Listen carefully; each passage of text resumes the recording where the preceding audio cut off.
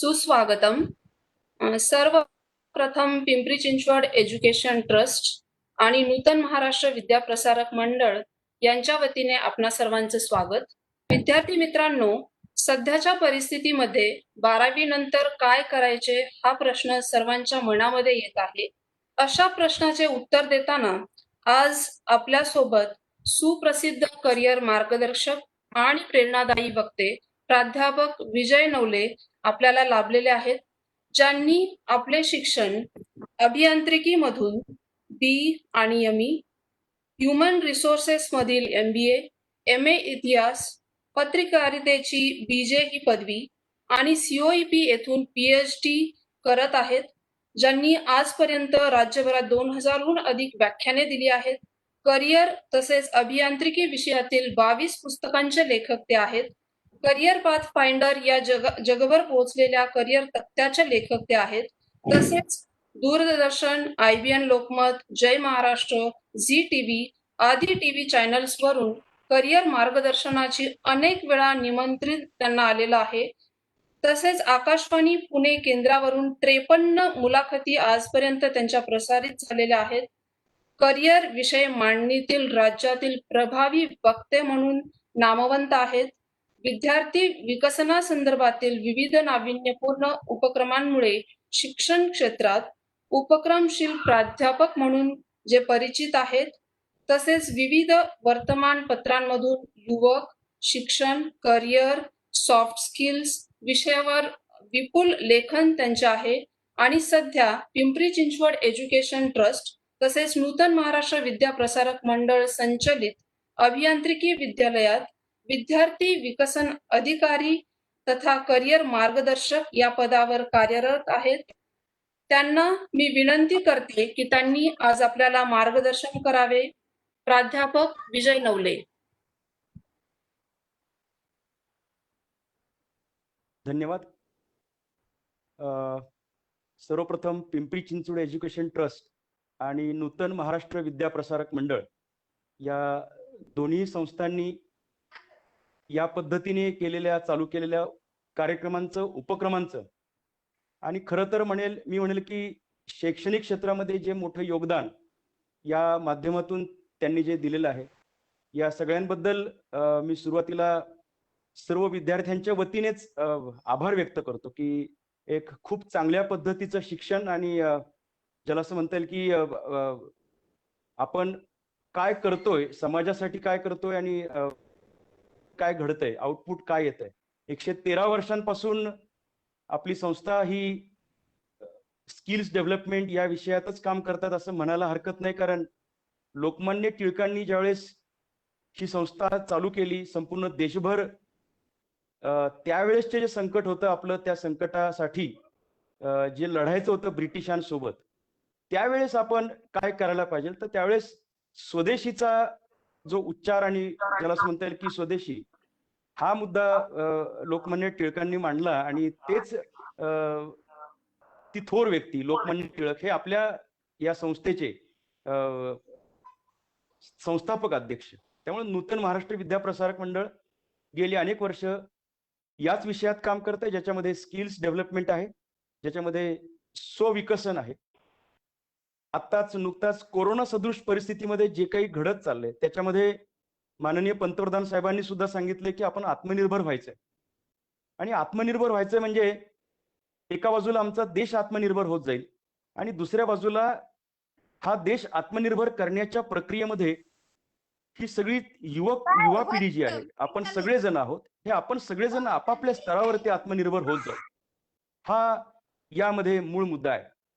आणि म्हणून आत्मनिर्भरता ही ज्यावेळेस आता हा शब्द आला किंवा या विषयावरती संपूर्ण भारतभरातल्या सर्व मान्यवरांचं या विषयावरती हेच मत आहे, त्यावेळेस असं लक्षात येतं की मग ही जी नवीन पिढी आहे त्या नवीन पिढीने कोणत्या पद्धतीने आत्मनिर्भरतेकडे त्यांचा प्रवास चालू करावा. आणि याचं उत्तर म्हणून मी म्हटलं की 1906 साली ज्यावेळेस नूतन महाराष्ट्र विद्याप्रसारक मंडळ तळेगाव दाभाडे इथे ज्यावेळेस सुरुवात झाली, त्यावेळेस लोकमान्य टिळकांनी हा जो उल्लेख केला होता त्याच्यामध्ये स्वदेशीचा मुद्दा होता. मला असं वाटतं की तेव्हापासूनच कदाचित हा मुद्दा इम्पोर्ट आणि एक्सपोर्ट यांचं जे गणित जे आहे ते आपल्या बाजूने असलं पाहिजे. म्हणजे इम्पोर्ट कमी आणि एक्सपोर्ट जास्त हे असलं पाहिजे, हा मुद्दा त्यावेळेस याच संस्थेच्या संस्थापक अध्यक्षांनी सांगितलं. आणि मला आनंद असं वाटतो की नूतन महाराष्ट्र संस्था आता स्किल बेस्ड एज्युकेशन मध्ये आणि इंडस्ट्री कनेक्ट एज्युकेशन मध्ये खूप मोठ्या प्रमाणात कामगिरी करत आहे. मला हे सगळं विचार प्रक्रिया चालू असतानाच 3 वर्षांपूर्वी शेखर कुलकर्णी म्हणून पुण्यामध्ये जे व्यक्ती काम करत होते, जे उद्योजक होते, त्यांची मला निश्चितपणे आठवण येते. शेखर कुलकर्णी साहेबांनी आमच्या नूतन महाराष्ट्राच्या विद्यार्थ्यांना त्यावेळेस पण एक निरोप दिला होता किंवा त्यांचं काम त्या विषयातलं होतं. आणि ज्याला असं म्हणता येईल की पेटंट्स जे असतात, त्या पेटंट्स जेव्हा ते एक्सटिंक्ट होतात त्यानंतर त्याचं इम्पोर्ट सबस्टिट्यूशन चालू करायचं असतं. आणि म्हणून मग त्यावेळेस नूतन संस्थेच्या इंजिनिअरिंगच्या विद्यार्थ्यांनी सुद्धा लाईटच्या माळा तयार करण्याचा उपक्रम केला होता. मला असं वाटतं की आत्मनिर्भरता, स्वदेशी आणि आमच्या देशाला एक आर्थिकदृष्ट्या बलवान आणि ताकदवान बनवायचं असेल तर काय करता येईल, तर आपल्या अंगी हे तांत्रिक क्षेत्रामध्ये जाताना आणि तांत्रिक क्षेत्रातील कौशल्य जर आपल्या अंगी असतील तर निश्चितपणे आमचा आजचा जो तरुण आहे, 12वी झालेला जो तरुण आहे, तो 12वी नंतर त्याचं जे शिक्षण आहे ते केवळ पुस्तकी अभ्यासक्रमांचं किंवा ज्याच्यातून एखादा सर्टिफिकेट मिळणार आहे आणि त्या सर्टिफिकेटच्या शिवाय त्या विद्यार्थ्याला व्यावहारिक जगामध्ये काही मिळणार नाहीये, काही करता येणार नाहीये. अशा पद्धतीच्या शिक्षणापेक्षा ज्या शिक्षणामध्ये कौशल्य विकसन आहे, ज्या शिक्षणामध्ये त्या विद्यार्थ्याला कमी कालावधीमध्ये लवकरात लवकर त्याच्या पायावरती उभं राहता येणार आहे, असा असा असा एक शिक्षण प्रणाली आता विकसित होत आहे. आणि मला असं वाटतं की पिंपरी चिंचवड एज्युकेशन ट्रस्ट आणि नूतन महाराष्ट्र या दोन्ही संस्था या विषयामध्ये काम करत आहेत, इंडस्ट्री बेस्ड अशा पद्धतीचं काम. मला एक प्रसंग या निमित्ताने सांगायचा आहे, कारण मी करिअर मार्गदर्शन करण्यासाठी अनेक ठिकाणी जात असतो, भेटत असतो अनेक लोकांना. अनेक तुमच्यासारखे 12वीचे विद्यार्थी, 10वीचे विद्यार्थी यांच्या संपर्कात मी येत असतो. मला या सगळ्या याच्यातून एक जाणवतं की विद्यार्थ्यांची जी रिॲक्शन आहे ती अशी आहे की आम्हाला असं कोणतं काम करता येईल की जेणेकरून आम्हाला आमचे कौशल्य पणाला लावता येईल. आम्ही आमच्या कुटुंबाची जी काही गरज आहे ती गरज पूर्ण करू शकू. आणि केवळ असं खोटं खोटं नको, आम्हाला प्रत्यक्ष काम करता आलं पाहिजे. आणि त्या दृष्टीने आम्ही काय करायचं, तर याच्यामध्ये हा जो केंद्र सरकार असेल, महाराष्ट्र शासन असेल, त्यावेळेची शिक्षण प्रणाली असेल, काही वर्षांपासून बॅचलर डिग्री म्हणजे पदवी डिग्री या व्होकेशनल विषयामध्ये आली आणि एक प्रकारची ती क्रांती या ठिकाणी झालेली. मला आठवतंय मी डॉक्टर एपीजे अब्दुल कलाम साहेब जे आहेत ते संपूर्ण भारताचे, संपूर्ण जगभरातल्या सगळ्या तरुणांचे एक आदर्श स्थान आहेत. डॉक्टर कलाम साहेबांच्या एका भाषणाला मी उपस्थित राहिलो होतो आणि त्यावेळेस मी कार्यक्रम ऐकायच्या आधी योगायोगाने माझं नशीब जरा बरं होतं. डॉक्टर कलाम साहेब ज्यावेळेस त्या कार्यक्रमस्थळी आले त्यावेळेस संपूर्ण त्या सभागृहामध्ये, त्या सगळ्या परिसरामध्ये एक वेगळ्या प्रकारचे व्हायब्रेशन्स जाणवत होते की मिसाईल्स मध्ये जे मोठं काम ज्या व्यक्तीने केलं, जी व्यक्ती DRDOची प्रमुख होती, जी संपूर्ण देशाची राष्ट्रपती आहे, अशी व्यक्ती आता आपल्याला जवळनं पाहायला मिळणार, डॉक्टर कलाम साहेब पाहायला मिळणार. आणि त्यामुळे ते व्हायब्रेशन जाणवत होते. डॉक्टर एपीजे अब्दुल कलाम त्या व्यासपीठाच्या सभागृहाच्या बॅकसाईडनी ज्यावेळेस येत होते त्यावेळेस सुदैवाची गोष्ट त्यातल्या त्यात ती अशी म्हणजे की दोन्ही साईडला जे उभे असलेले जे लोक होते, जे त्यांचं स्टँडिंग ओवेशन म्हणजे एक प्रकारे उभं राहून टाळ्यांच्या गजरात स्वागत करत होते. मला असं वाटतं की तुम्ही ऐकणाऱ्या विद्यार्थ्यांच्या लक्षात आलं असेल की काय आनंद त्या ठिकाणी मिळत असेल की कलाम साहेब चालत चालत येत होते आणि ते चालत चालत येत असताना त्या सभागृहात त्या त्या मधल्या ज्या रस्त्यावरून येत होते त्या पाथवरून दोन्ही साईडला उभे असलेल्या त्या प्रेक्षकांच्या किंवा सर्व लोकांच्या शेक हँड करत करत येत होते. आणि माझं नशीब जरा त्यातल्या त्यात बरं, मी मगाशी म्हटल्याप्रमाणे की मी सुद्धा त्या कुठल्या तरी पॉइंटला कडेला होतो. आणि कलाम साहेब जेव्हा जवळ यायला लागले शेक हँड करण्यासाठी, आता मला पण ते हातात हात देणार असं मला लक्षात आलं, तेव्हा माझी हृदयामधली धडधड चालू व्हायला लागली. मित्रांनो, करिअर कोणतेही करत असताना त्या करिअरच्या अत्युच्च टॉपला आपण ज्यावेळेस जातो त्यावेळेस अशी जी माणसं आपण पाहतो त्यावेळेस खऱ्या अर्थाने प्रेरणा मिळते. कलाम साहेब अगदी काही फुटांवरती, काही पावलांवरती असताना माझ्या हृदयामध्ये धडधड होत होती. सगळेजण शेक हँड करत होते. त्यावेळेस मला वाटतंय की सेल्फी काढण्याची पद्धत नव्हती, फक्त शेक हँडच करता येत होता. आणि कलाम साहेब ज्यावेळेस माझ्या अगदी पुढ्यात येऊन थांबले, मी त्यांना शेक हँडसाठी हात पुढे केला. डॉक्टर कलाम साहेबांचा हात माझ्या हातात आला त्यावेळेस मी तुम्हाला माझा अनुभव सांगतो की एका ऋषितुल्य व्यक्तिमत्वाचा हात, अगदी ज्याला असं म्हणता येईल की मऊ मुलायम स्पर्श, पण त्याच्याही पलीकडे जाऊन आपल्या भारत देशाला आत्मनिर्भर सक्षम करण्यासाठी ज्यांनी योगदान दिले अशी व्यक्ती आपल्या समोर आहे. त्यांचा शेक हँड करताना मी त्यांना सहजपणे स्पष्टपणे एक वाक्य बोललो ते म्हणजे doctor Kalam sir, you are real hero of India, असं मला त्या काही मायक्रो सेकंड्स मध्ये बोलण्याची एक संधी मिळाली. You are hero of India असं बोलल्यानंतर डॉक्टर कलाम साहेब चालत चालत चालले होते, वेगात चालले होते, तरी सुद्धा थांबल्यानंतर त्यांनी जी रिॲक्शन दिली ती रिॲक्शन मला तुमच्यापर्यंत पोहोचवायची आणि माझ्या सत्राला सुरुवात करतो.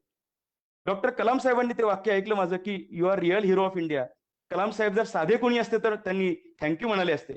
अरे वा वा, माझं कौतुक केलं, वा वा, मला बरं वाटलं, असं म्हणाले असते. पण कलाम साहेब हे त्यापैकी नव्हते. ते आपल्या सर्वांवरती प्रेम करणारे होते. एका बाजूला करिअरची एक उच्च दिशा गाठणारे होते आणि दुसऱ्या बाजूला देशावरती प्रेम करणारे सुद्धा होते. डॉक्टर कलाम साहेबांचं उत्तर आहे ते मात्र तुमच्या हृदयामध्ये साठवून ठेवा. कलाम साहेबांना मी म्हणालो, you are real hero of India. आणि तेव्हा कलाम साहेबांनी उत्तर दिलं, ते अगदी अस्पष्ट, ते मला नाही दिलं ते उत्तर. ते मला ओळखत पण नाही. त्यांनी मला नाही उत्तर दिलं, ते आपल्या सर्व भारतातल्या सर्व युवकांना ते उत्तर दिलं. आता 12वीची परीक्षा झाल्यानंतर करिअरची दिशा शोधणाऱ्या सगळ्या युवकांना ते उत्तर आहे. काहीतरी करू इच्छिणाऱ्या आणि कौशल्याधिष्ठित काहीतरी करायचं असं म्हणणाऱ्या तर सगळ्यांसाठी ते उत्तर आहे. डॉक्टर कलाम साहेबांनी पटकन असं म्हणाले की you are also. You are also ह्याचं उत्तर हे माझ्यासाठी वैयक्तिक तर बिलकुल नाही. हे उत्तर भारतातल्या सर्व युवकांसाठी आहे की मी एकटा हिरो नाही, डॉक्टर एपीजे अब्दुल कलाम म्हणून मी कोणी हिरो नाही, तर ठरवलं, तुम्ही जर ठरवलं तर तुम्ही सगळेचे सगळे आपल्या भारत मातेचे एक सुपुत्र बनून जाताल आणि मोठं कार्य करताल. कलाम साहेबांनी सांगितलेला जो मुद्दा होता तो व्हिजन 2020 आता थोडासा पुढे सरकावं लागेल, परंतु काय करता येईल, काय करता येईल आमच्या तरुण पिढीसाठी, कलाम साहेबांचं हे स्वप्न पूर्ण करण्यासाठी. आणि आता जो आलेला मुद्दा आहे तो म्हणजे आपला देश चीन सारख्या देशाशी इकॉनॉमीमध्ये फाईट करत बसण्यापेक्षा आम्ही आमच्या स्तरावरती स्वतः विकसित करू, यासाठी मला काय करता येईल. आणि मला काय करता यायचं याचं उत्तर हे तू कौशल्याधिष्ठित शिक्षण घेऊन, स्किल्स बेस्ड एज्युकेशन घेऊन तू स्वतःला एक आत्मनिर्भर बनव. कौशल्य असं तयार कर की तुला नोकरीची म्हणजे नोकरी तुला मागण्यासाठीची गरज पडणारच नाही. मुळात तू अशा पद्धतीने कौशल्य घेशील की ते कौशल्य तुला नोकरीसाठी सुद्धा आणि व्यवसायासाठी सुद्धा लगेच थेटपणे उपयोगाला येईल. आणि तो कोर्स आहे, ती व्यवस्था आहे व्होकेशनल एज्युकेशनची.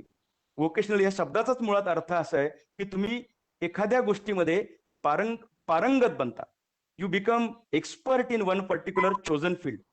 आणि हे एक्सपर्ट बनण्याचं जे क्षेत्र आहे ते काही गाणं म्हणणं नाहीये, ते काही भाषण करणं नाहीये, ते काही एखादी वाहन चालवणं नाहीये, ते काही एखादा पदार्थ बनवणं नाही, त्याच्याही पलीकडे जाऊन आहे. ते कदाचित आत्ताच्या काळामध्ये सुसंगत असलेलं, आज लोकांना जे हवं आहे, आज कस्टमरची जी रिक्वायरमेंट आहे, आज ज्या मार्केटमध्ये ज्याला कमर्शियली व्हॅल्यू आहे, अशा पद्धतीचं जर शिक्षण आमच्या मुलांना जर मिळालं तर मला असं वाटतंय की तो जो प्रवास प्रघात असतो गर्दी मागून जाण्याचा, तो जरा कमी होऊ शकेल. आणि मूळ मुद्दा जो आहे त्याच्यामध्ये आमचा विद्यार्थी हा त्याच्या जागेवरती सक्षम बनून जाईल. आणि म्हणून व्होकेशनल कोर्स हा या दृष्टीने करिअरच्या अंगांनी, म्हणजे मला जे काही विद्यार्थ्यांच्या पालकांचे जे काही फोन येतात त्या फोनमध्ये सुद्धा हा मुद्दा असतो बरं का. तो मुद्दा असा असतो की आमच्या मुलांचं थोडंसं गणित आणि इंग्लिश कच्चं आहे, 12वीत जरा मार्क सुद्धा कमी पडलेत आणि सायन्स शाखा नव्हती निवडली, कॉमर्स होती, आर्ट्स होती किंवा सायन्स देखील असेल, परंतु थोडंसं गणित आणि इंग्लिश किंवा ते पाठांतर जे आहे त्यातले मोठे डेरिवेशन्स आहेत ते जरा आमच्या मुलांना अवघड वाटतात. आणि अजून एक गोष्ट असं आहे की फार मोठा कोर्स करायची आमची ऐपत नाहीये. मग आम्हाला असा छोटा कोर्स, छोटा म्हणजे पण तो पदवी पाहिजे बरं का, असं काही सांगताल का तुम्ही आम्हाला.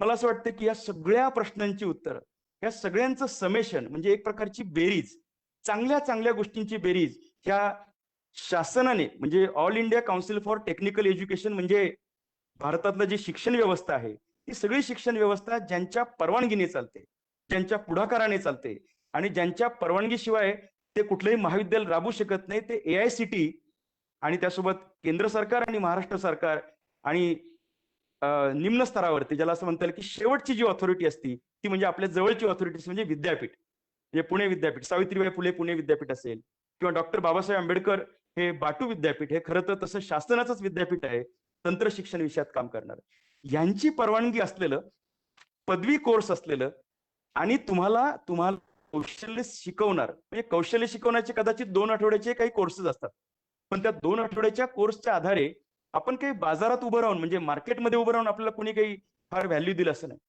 परंतु अशा पद्धतीचं व्होकेशनल ट्रेनिंग जर आपल्याला मिळणार असेल, जे विद्यापीठाच्या अंडर आहे, म्हणजे सावित्रीबाई फुले पुणे विद्यापीठ, या SPPU यांची तुम्हाला पदवी मिळणार आहे, प्रॉपर पदवी मिळणार आहे.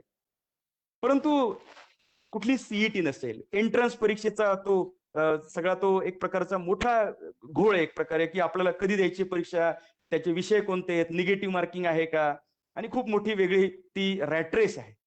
त्या रॅट रेसच्या व्यतिरिक्त म्हणजे 12वीचा निकाल लागलाय, सायन्स असेल, कॉमर्स असेल, आर्ट्स असेल, मला काय करायचंय, मला लवकरात लवकर मला माझ्या पायांवरती उभं राहायचंय, शिक्षण पण असलं पाहिजे आणि कौशल्य पण असलं पाहिजे.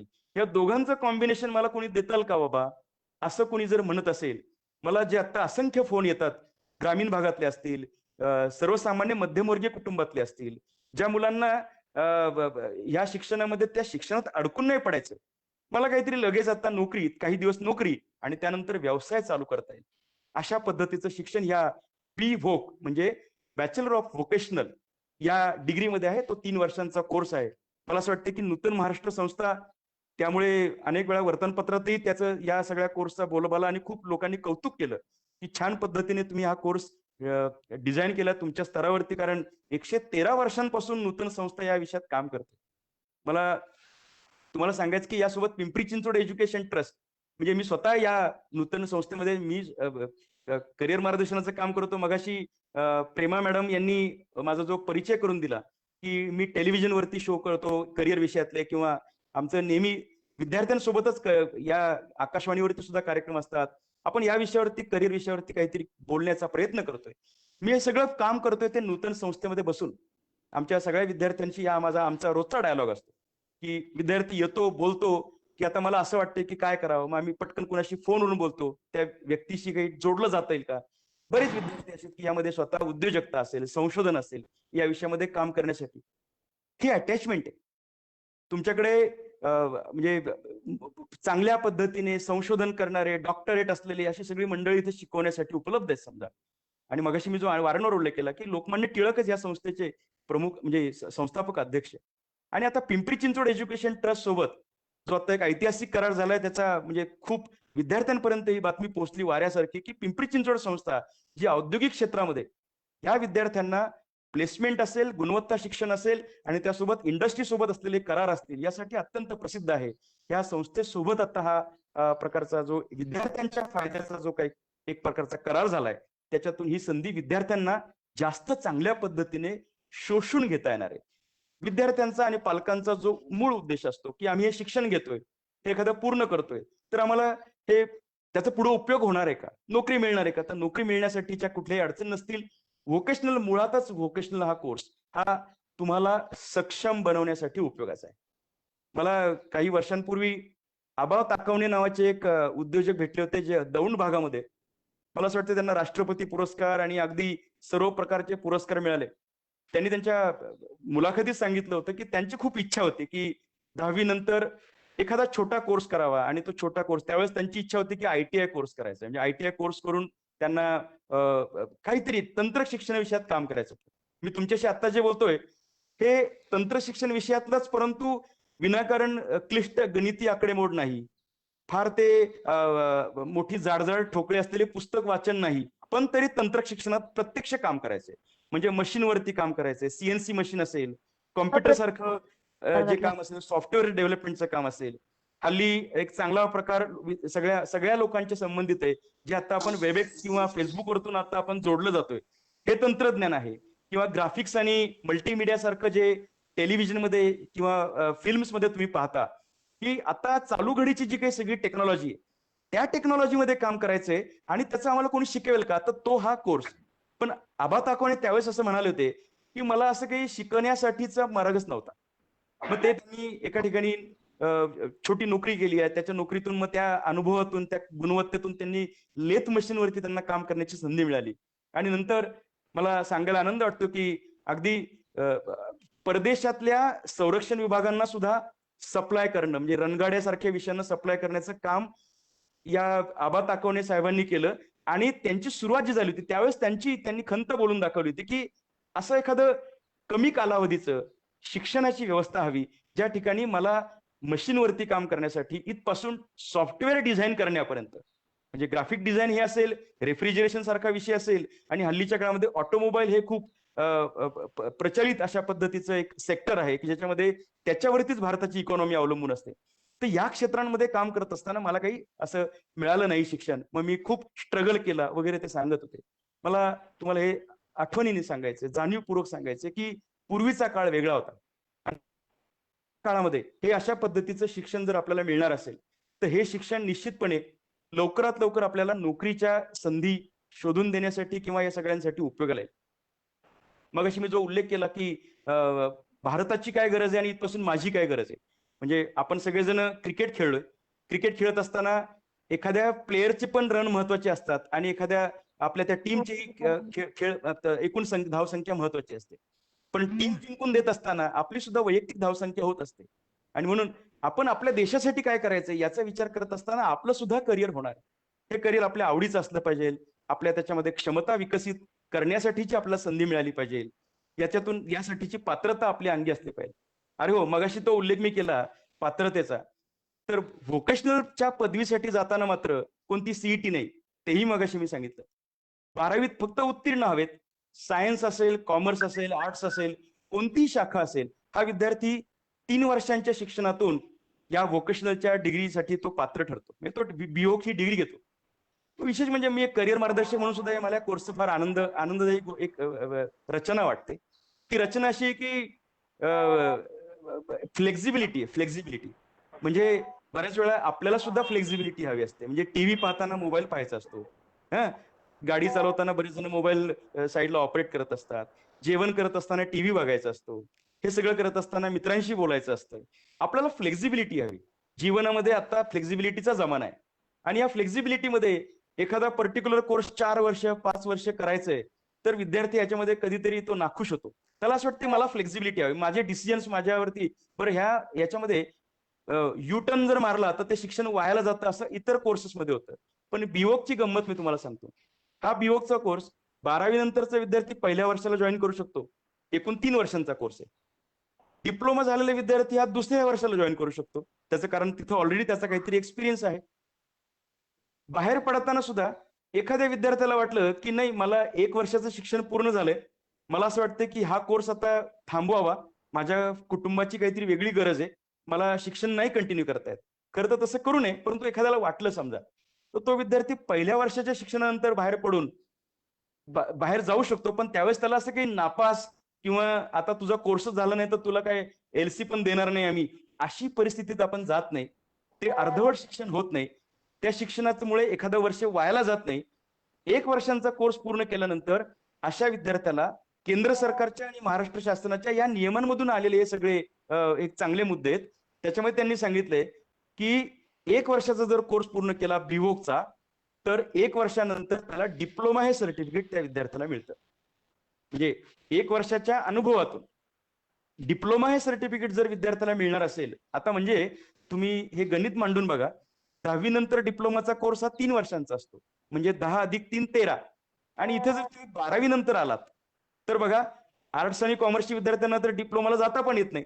आता इथे आणि तिथे शिक्षण घेतल्यानंतर सुद्धा त्याच्यामध्ये स्किल्स आणि या किती गोष्टी असतील हा परत प्रश्नचिन्ह आहे. इथे आता तुम्ही 12वी नंतर 1 वर्ष कोर्स पूर्ण केला, 1 वर्षानंतर तुम्हाला डिप्लोमा सर्टिफिकेट मिळणार आहे. आणि हे डिप्लोमा सर्टिफिकेट कशातलं असणार आहे? हे डिप्लोमा सर्टिफिकेट असणार आहे, जर तुम्ही रेफ्रिजरेशन मध्ये जर तुमचा हा कोर्स झाला असेल तर त्याचं असणार आहे.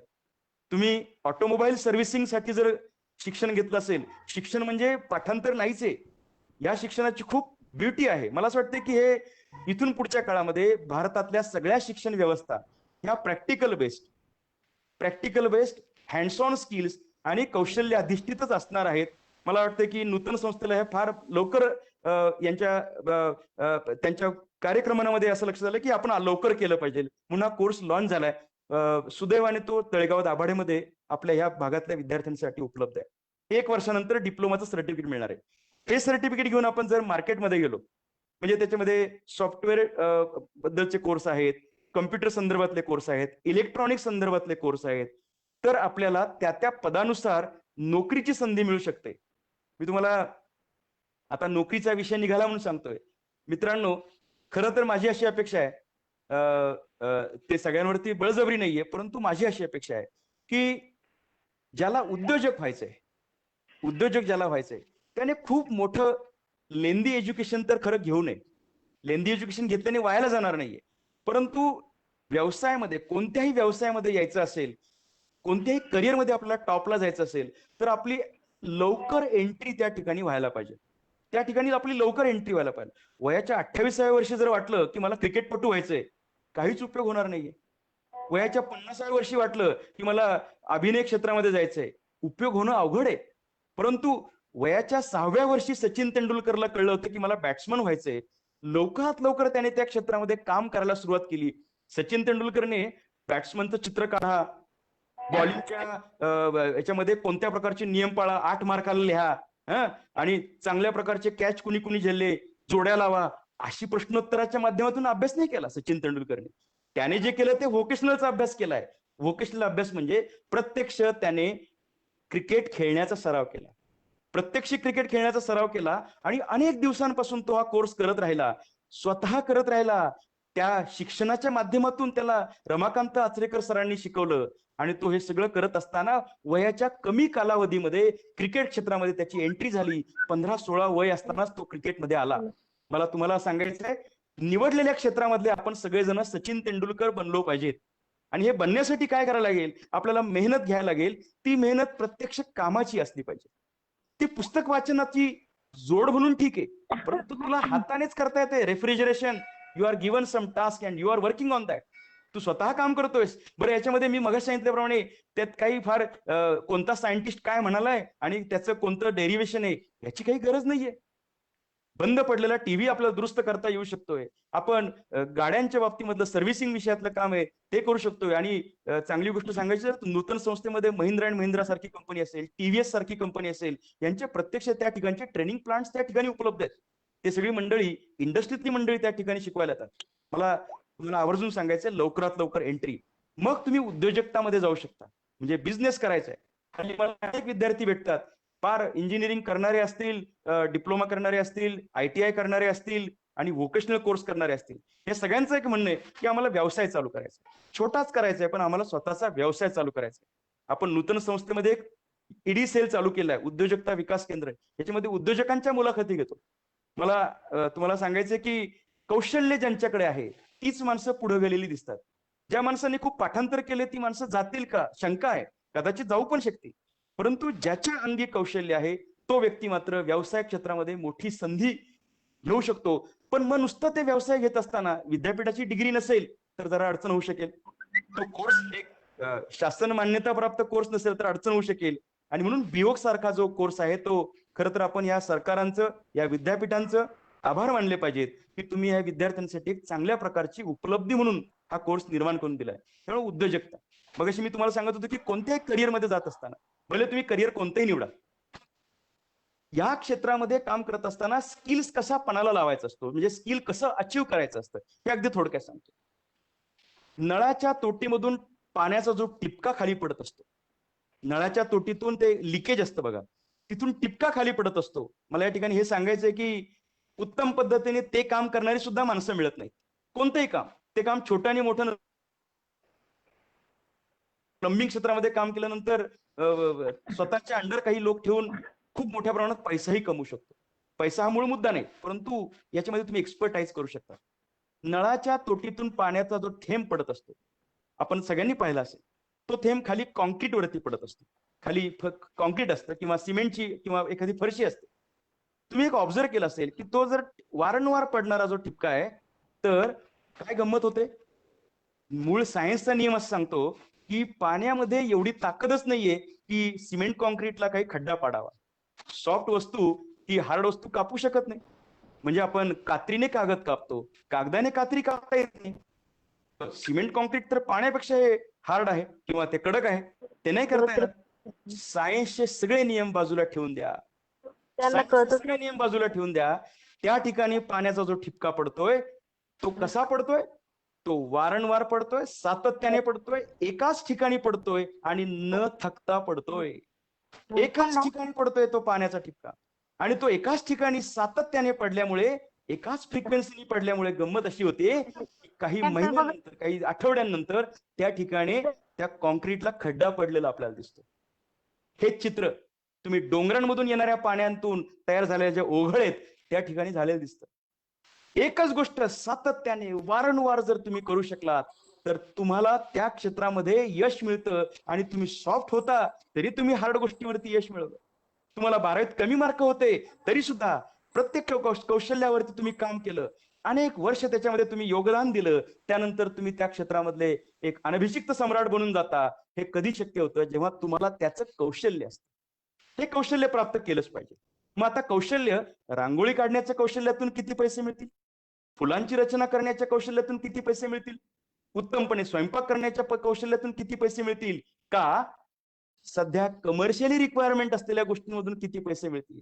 आणि अशा पद्धतीचे कोर्सेस जर आता आपण करू शकलो, मी पुन्हा पुन्हा उल्लेख करतोय, सॉफ्टवेअर डेव्हलपमेंट असेल, ग्राफिक्स आणि अॅनिमेशन असेल, मेकॅनिकल मधले ऑटोमोबाईल सारखा विषय असेल, ज्याच्यामध्ये आज ऑटोमोबाईलच मार्केट सगळं आहे, तुम्ही इलेक्ट्रॉनिक्स अँड मॅन्युफॅक्चरिंग असेल, टूल इंजिनिअरिंग म्हणजे मशीन्सवरती लागणारे जे टूल्स आहेत, आजही भोसरी, पिंपरी चिंचवड, चाकण, तळेगाव, MIDC मध्ये जर आपण गेलो तर आपल्या लक्षात येईल की प्रत्यक्ष मशीनवरती, ज्याला मशीनचं शास्त्र पण माहिती आहे आणि मशीनवर काम सुद्धा करता येतं, मशीनवरती काम करता येतं म्हणजे कम्प्युटरचा वापर करून, ही माणसंच मिळत नाहीयेत. म्हणजे क्वालिटी एज्युकेशन हे काय आहे, तर क्वालिटी एज्युकेशन म्हणजे ज्याला कौशल्य, ज्याला अचीव करता येतं, तोच व्यक्ती. बी वोकेशनल कोर्स म्हणजे बिव्होक कोर्स हा 3 वर्षांचा कोर्स असाच आहे. तो सायन्स, कॉमर्स, आर्ट्स नंतर जाता येतं, मार्कांची अट नाही, पदवी परीक्षा आहे, एंट्री पॉइंट्स वेगळे, म्हणजे प्रथम वर्षाला 12वीचे विद्यार्थी जाईल आणि सेकंड इयरला डिप्लोमाचा विद्यार्थी येऊ शकेल. पहिल्यांदा पहिल्याच वर्षातून बाहेर बाहेर पडणार नाही कुणी, जो विद्यार्थी आत येतो तो बाहेर नाही पडणार, पण तरी त्याला डिप्लोमाचं सर्टिफिकेट आपण हातात त्याच्या देणार आहोत. सेकंड इयरला जो विद्यार्थी तो बाहेर पडला, मल्टिपल एक्झिट मी सांगतोय, सेकंड इयर नंतर त्याला असं वाटलं की आता माझं थोडंसं काहीतरी वेगळं मला करायची इच्छा आहे, ऍडव्हान्स डिप्लोमाचं सर्टिफिकेट त्याला मिळणार आहे. बरं, हे सर्टिफिकेट कोणाचं मिळणार आहे? सावित्रीबाई फुले पुणे युनिव्हर्सिटी म्हणजे आपलं पुणे विद्यापीठ, किंवा doctor Babasaheb Ambedkar technological university म्हणजे डी बाटू विद्यापीठ, हे तर शासनाचंच विद्यापीठ. ह्या 2 विद्यापीठांमधून तुम्हाला सर्टिफिकेट म्हणजे यातलं आयदर एक हे मिळू शकेल. नूतन महाराष्ट्राचे 2 संस्था आहेत, 2 कॉलेजेस आहेत, Nutan Maharashtra institute of technology NMIT आणि Nutan college of engineering and research NCER. या दोन्ही ठिकाणी हे 4-5 प्रकारचे कोर्सेस आहेत, आणि प्रत्येकी हे कोर्सेस आता इंडस्ट्रीला हवे आहेत. आमच्या संस्थे याच्यामध्ये माननीय राजेशजी मस्के आहेत, ते स्वतः उद्योजक आहेत. त्यांचे असं अनेकदा म्हणणं असतं की चांगली काम करणारी माणसं आपल्याला मिळत नाही. बऱ्याच वेळा असं होतं की उच्च शिक्षण झालेलं असतं, परंतु प्रत्यक्ष काम जे आहे ते मात्र करता येत नाही. मग हे काम कसं शिकवता येईल बरं? विद्यार्थी जेव्हा पासआउट होतो, BA, BCom, BSc या डिग्र्या केल्यानंतर काय होतंय की हातात एक सर्टिफिकेट मिळते. सगळ्या प्रकारची शिक्षणं चांगली आहेत, आपण कुणावरच टीका करत नाही, परंतु त्या शिक्षणामधून तुला जर प्रत्यक्ष काम करण्याची संधी मिळत असेल, देत असेल, म्हणजे उदाहरणार्थ आमच्याकडे 40-60चा पॅटर्न आहे. 40-60चा पॅटर्न म्हणजे काय? 40% थिअरॉटिकल एज्युकेशन आणि 60% प्रॅक्टिकल एज्युकेशन. म्हणजे कोण शिकवणार माहितीये? म्हणजे जो प्रत्यक्ष जो व्यक्ती 30 वर्ष ऑटोमोबाईल मध्ये काम करतोय, तो व्यक्ती या विद्यार्थ्याला ज्यावेळेस शिकवणार आहे तेव्हा काय दर्जाचं शिक्षण मिळेल? मला तुम्ही सांगा, जर तुम्ही क्रिकेटचा जर क्लास लावला आणि कुणीतरी सांगितलं तुम्हाला की दिलीप वेंगसरकर किंवा सचिन तेंडुलकर तुम्हाला शिकवायला येणार आहेत, ज्यांनी प्रत्यक्ष काम केलंय तो माणूस तुम्हाला शिकवायला येणार आहे, तर तुम्ही म्हणताल की अरे वा, मला तिथे यायचंय. ज्याने कामच नाही केलं तो शिकवणार असेल, त्याच्यापेक्षा जो प्रत्यक्ष काम करतोय, म्हणजे रेफ्रिजरेशन मध्ये ज्याने 20 वर्ष काम केलंय, तो व्यक्ती मला शिकवणार आहे, मला सांगणार आहे जवळनं की असं धर, असं कर, याच्यानंतर आता असं होणार आहे.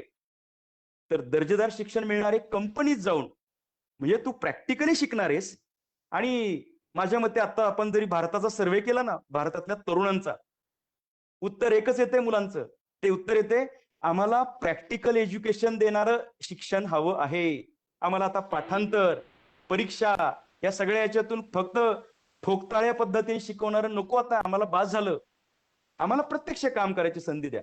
म्हणजे एखाद्या टीव्ही चॅनेलचा जो स्टुडिओ असतो, त्या स्टुडिओमध्ये लाईव्ह शो जो चालतो, त्या लाईव्ह शोचं रेकॉर्डिंग आम्हाला करता आलं पाहिजे. तो लाईव्ह शो इलेक्ट्रॉनिक्सच्या माध्यमातून प्रसारित करण्याची ताकद आमच्यामध्ये असली पाहिजे.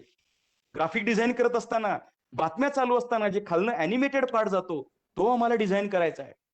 आम्हाला फक्त काही वाढदिवसाचे बॅनर नाही करायचे, आम्हाला प्रत्यक्ष ग्राफिक डिझाईन मध्ये काम करायचंय. आम्हाला सॉफ्टवेअर डेव्हलपमेंट मध्ये असं काम करायचंय, आम्ही ऍप तयार करू. आता चीनी ऍप तर गेलेले आहेत, बरं झालं. आता भारतीय तरुणांमध्ये अशा पद्धतीचे ऍप तयार करण्यासाठीची गुणवत्ता मी तुम्हाला गॅरंटी देऊन सांगतो, याच्यामध्ये खूप शिक्षण असलेला विद्यार्थी काय करेल याच्यापेक्षा कमी शिक्षणामध्ये, कमी म्हणजे 3 वर्षांच्या शिक्षणामध्ये, परंतु ज्याचं वय आता तरुण आहे, बघा ना, वय वर्ष 28-29 झाल्यानंतर जर शिक्षण थांबणार असेल आणि वयाच्या अगदी 21-22व्या वर्षी म्हणजे नॉलेज पण आहे, एज्युकेशन आहे, सर्टिफिकेट आहे आणि सगळ्यात महत्वाची प्रत्यक्ष हँड्स ऑन स्किलचा अनुभव आहे, असं जर असेल तर तो विद्यार्थ्याच्या मनातल्या ज्या क्लुप्त्या आहेत, त्याची जी क्रिएटिव्हिटी आहे, ती क्रिएटिव्हिटी या ठिकाणी निश्चित दिसल्याशिवाय राहणार नाही. माझा एक विद्यार्थी आहे रोहित तुपे नावाचा, आम्ही आता नूतन महाराष्ट्राच्या NMITच्या विद्यार्थ्यांसाठी एक तो डायलॉग केला. तो विद्यार्थी सांगतोय की मी उद्योजक का होऊ शकलो, याचं कारण पैसे तर बिलकुल नव्हते, घरातल्या लोकांकडे पैसेच नव्हते या विषयामध्ये काही व्यवसाय करण्यासाठी. पण छोट्या शिक्षणातून सुद्धा मला स्वतःचा व्यवसाय का चालू करता आला, याचं कारण कोणतीही गोष्ट शिकत असताना हे असं का आणि मला करून बघता येईल का, हे मला करून बघता येईल का, हा खूप महत्वाचा मुद्दा आहे. आपल्या घरी ते केबल डिशवाला तो डिश बसवायला येतो, तो काहीतरी करत असतो, पटपट पटपट करतो. कुणाच्या तरी घरी वॉशिंग मशीन किंवा फ्रीज घेतात, त्यावेळेस तो येणारा माणूस इन्स्टॉल करत असतो. मला असं वाटतं की आपण नुसतं त्याच्या जवळ उभं राहून तुला काय हवंय, कुणा तुला काय नको देत असतो. जर नीट काही मुलं ते बघत असतात की मला करता येईल का, आणि आता मला तुला पूर्ण खात्री ऐकणारे बरेचसे विद्यार्थी किंवा किंबहुना सगळे विद्यार्थी, इव्हन शालेय स्तरातले सुद्धा विद्यार्थी खूप टेक्नॉलॉजिकली आता स्ट्रॉंग झालेले, टेक्नो सॅव्ही झालेत. ते नुसते मोबाईलच्या ऍप वरती नाही, तर बऱ्याच गोष्टींमध्ये आमची मुलं, ही भारतातली नवीन जनरेशन, ही आता स्वतः काम करू पाहते. आणि म्हणून असं काम करू पाहण्यासाठी व्होकेशनलचा कोर्स ही एक खऱ्या अर्थाने संजीवनी ठरणार आहे. ना सीईटीची परीक्षा, ना पाठांतर, ना कसल्याही प्रकारच्या भरमसाठ फिया, याही पेक्षा मला प्रत्यक्ष काम करायची संधी मिळते. आणि आता अर्न अँड लर्न सारखी स्कीम आहे. खरं तर परदेशातलं सुद्धा बहुतांश शिक्षण हे अर्न अँड लर्नच असतं. तू काम पण कर, अभ्यास पण कर, इंडस्ट्रीत पण जा, कॉलेजमध्ये पण ये, तू इथल्या शिक्षकांशी पण संवाद साध आणि प्रत्यक्ष इंडस्ट्रीतल्या एक्सपर्टशी सुद्धा बोल. मला असं वाटतं की शिक्षणाची ही एक पद्धत आता जगभर ऑलरेडी पोहोचलेली, आता भारतामध्ये सुद्धा एक मूळ धरू लागते. आणि सुदैवाने तळेगाव दाभाडे येथील नूतन महाराष्ट्र संस्थेमध्ये दोन्ही इंजिनिअरिंग कॉलेजमध्ये अशा पद्धतीचा उपक्रम आहे. बरं, मगाशी मी जो उल्लेख केला पिंपरी चिंचवड संस्थेचा, पिंपरी चिंचवड संस्था प्लेसमेंट म्हणजे नोकरीच्या बाबतीमध्ये, म्हणजे मी सांगायची गरज नाही, तुम्ही इंटरनेटवरती पाहू शकता. पिंपरी चिंचवड भाग काय, महाराष्ट्रातल्या कुणालाही जरी विचारलं की नोकरी पाहिजे असल्यावरती कुठे जाता येतं बरं कॅम्पस प्लेसमेंटला, याचं उत्तर पिंपरी चिंचवड एज्युकेशन ट्रस्ट. आणि आता ह्या दोन्ही संस्था एकत्रितपणे काम करतात, त्यामुळे रेफ्रिजरेशन असेल, तुमचं इलेक्ट्रॉनिक्स असेल, इंडस्ट्रियल टूल्स असेल, सॉफ्टवेअर डेव्हलपमेंट असेल, या सगळ्या क्षेत्रामध्ये 3 वर्षांचा बिओकचा कोर्स केलेले, कदाचित 1 वर्षाचा डिप्लोमा केलेले, 2 वर्षांचा ऍडव्हान्स डिप्लोमा केलेले, या सगळ्या विद्यार्थ्यांना नोकरीसाठीच्या कंपन्यांच्या संधी कमी नाहीत. बरं, आपण कुठल्या भागात शिकवतोय? मगाशी मी संस्थेचा एक उल्लेख करताना लोकमान्य टिळकांनीच संस्था चालू केली हा उल्लेख केला, पण दुसऱ्या बाजूला अजून एक मुद्दा आहे जो अत्यंत व्यावहारिक दृष्ट्या खरा आहे. तो मुद्दा असा आहे, चाकण, पिंपरी चिंचवड, भोसरी, तळेगाव, आंबी, सगळ्या MIDCs आपल्या आजूबाजूला आहेत. मला तुम्ही सांगा, नोकरीच्या संधींमध्ये कोणत्याही प्रकारची अडचण येणार नाही. पण मी मगाशी जो आग्रह धरला, एक एक एक विचार मांडला, तो असं होता की उद्योजकतेमध्ये मित्रांनो या सगळ्या कोर्सचा फार फायदा होईल. म्हणजे बघा, आपण 12वी झालात, सायन्स असेल, कॉमर्स असेल, आर्ट्स असेल, काही असू दे, यानंतर आपण हा बिओकचा कोर्स केलात. कोर्स करत असताना तुम्हाला प्रॅक्टिकल नॉलेज मिळालं, आणि यानंतर जेव्हा तुम्ही म्हणताल की आता मला इंडस्ट्रीत जायचंय, 2-3-4 वर्षांचा समजा जास्तीत जास्त, खरं तर हा 2-3-4 पण जास्त झालं, 2 वर्षांचा समजा इंडस्ट्रियल एक्सपिरियन्स घेतला, नोकरीचा अनुभव घेतला. नोकरीच्या अनुभवानंतर असं वाटलं की वय कमी असताना काय असतं की आपले थोडे क्रांतिकारी विचार असतात. कमी वयामध्ये म्हणजे तरुण असताना आपल्या मनामध्ये काय असं की आपण उसळून असं काहीतरी बोलत असतो. नोकरी करतोय पण कुठेतरी एक स्वप्न पडायला लागतं. ते उसळणारा मुद्दा कोणता होता, की मी ज्या ठिकाणी नोकरी करतोय त्या ठिकाणचा जो मालक आहे, त्याचा जो बिझनेसमॅन आहे, मला तसं बनायचंय. मला तसं बनायचं हा मुद्दा वयाच्या 40शीत नाही येत बरं का. हा मुद्दा वयाच्या 20 ते 25 किंवा 20 ते 30च्या दरम्यानच.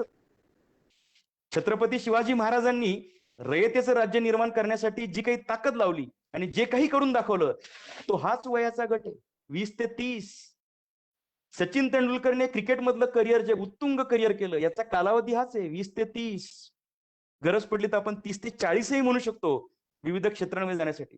पण विचारांच्या बाबतीमध्ये सकसता आणि एक प्रकारचा एक ज्वलंतपणा जो असतो तो ह्याच वयात असतो.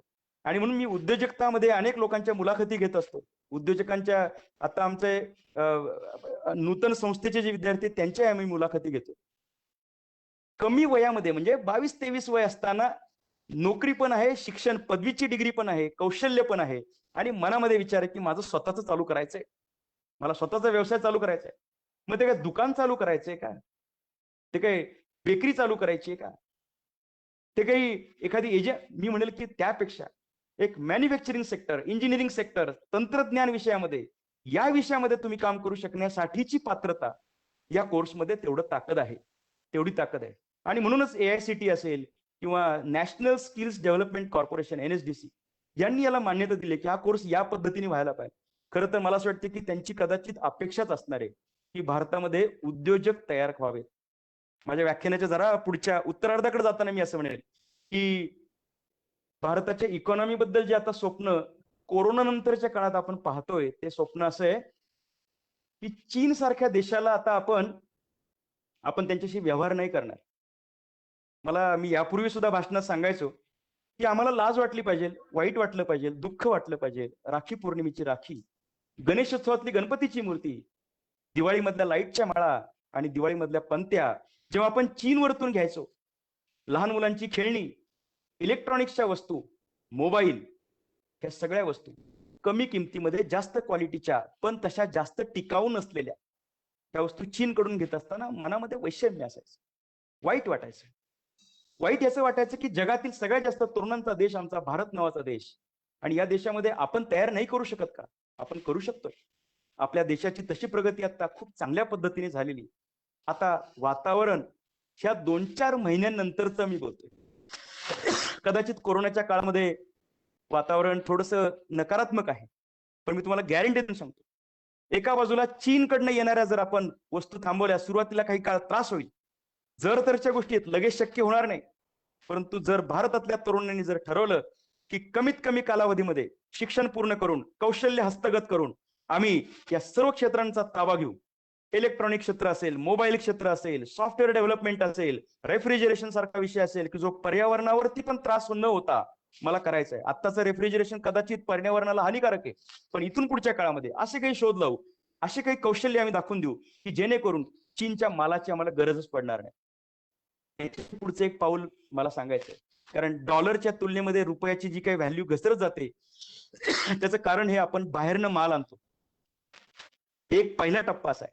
पहिला टप्पा असा आहे की आपण चीनवरतून घ्यायची गरज नाही, इतर देशातून घ्यायची गरज नाही, आम्ही इथं तयार करू, आमच्या देशाची भूक आम्ही भागू.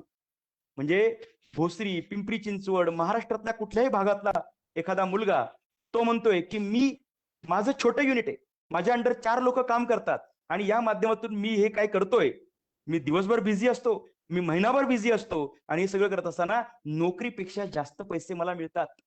आणि हे सगळं करत असताना मला स्वदेशी वापरल्याचा म्हणजे एक अर्थाने भारताची सेवा पण केल्याचा आनंद आहे. पाऊल नंबर 2 असं आहे, पुढचं पाऊल, की चीनवरती नाहीतरी आता सगळे देश नाराज झालेतच. चीनने जरा काहीतरी गडबड केली आहे, ते लोक नाराज झालेलेच आहेत. इतर देश, ब्रिटन असेल, जर्मनी असेल, रशिया असेल, अविकसित देश असतील, हे सगळेजण वाट बघतायत. आता मी पुन्हा सांगतोय, जर तरच्या गोष्टी आहेत, आपण टाइमपास केला, आळशीपणा केला तर काही शक्य होणार नाही. पण आपण आता पेटून उठून काम केलं आणि अशा पद्धतीने असं कौशल्य घेऊन आपण काय करायचंय, आपण ह्या चीन नंतरची जी सगळी बाजारपेठ आहे ती सगळी भरून काढायची आहे आता भारत जगाला माल पुरवेल अशी परिस्थिती आपण निर्माण करू शकतो का? आणि याचं उत्तर आहे, त्यासाठी प्रशिक्षित मनुष्यबळ आपल्याला हवंय. त्यासाठी प्रशिक्षित मनुष्यबळ हवंय. प्रशिक्षित मनुष्यबळ म्हणजे पाठांतर करणारं मनुष्यबळ नकोय आपल्याला. आपल्याला हवंय कौशल्य असलेलं मनुष्यबळ.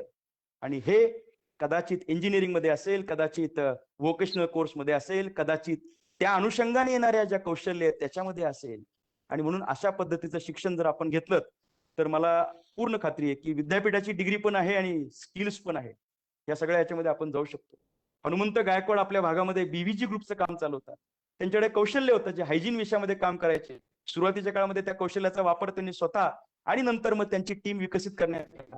आज सांगायला आनंद वाटतो की भारताची लोकसभा, राज्यसभा, विविध राज्यांच्या विधानसभा, विधान परिषदा, इन्फोसिस, TCS ह्या सगळ्या म्हणजे सर्वसामान्य असे नावं मी घेण्याचं कारण असं की अशा विविध प्रकारच्या कंपन्यांमध्ये त्यांचं हाऊसकीपिंगचं काम चालतं. मला हनुमंत गायकवाड साहेबांशी सुद्धा संपर्क केल्यानंतर असं त्यांचं म्हणणं पडलं की तुमचे तरुण आम्हाला असे हवेत की ज्या तरुणांकडे कौशल्य आहे, ज्यांना सॉफ्टवेअर चालवता येतं किंवा इलेक्ट्रॉनिक्स किंवा वेल्डिंग नीट करता येतं किंवा इंडस्ट्रीमध्ये लागणारे जे जे इंजिनियर करणार नाहीये परंतु हे करतील. उद्या हाताखाली इंजिनिअरिंगचे लोक सुद्धा कामाला ठेवू शकता तुम्ही. पण त्यासाठी तुम्हाला तेवढं कौशल्य असलं पाहिजे. हे कौशल्य निश्चितपणे तुम्हाला अशा बी वोक नावाच्या कोर्समधून मिळू शकतो. हा कालावधी अत्यंत कमी म्हणजे 3च वर्षांचा आहे. तर मला तुम्हाला सगळ्यांना या ठिकाणी शेवटचा पॉईंट मला सांगायचा होता तो असा होता की आपल्याला आत्मनिर्भरतेकडे जात असताना सुद्धा हा कोर्स उपयोगाचा आहे. भारताची इकॉनॉमी स्ट्रॉंग करण्यासाठी आपला हा मुद्दा उपयोगाचा आहे. आणि कौशल्य जर एकदा हस्तगत केलं आपण तर ते कौशल्य तुम्हाला एक वेगळी इमेज तयार करून देतं. एक वेगळ्या प्रकारची एक आयडेंटिटी करून देतं.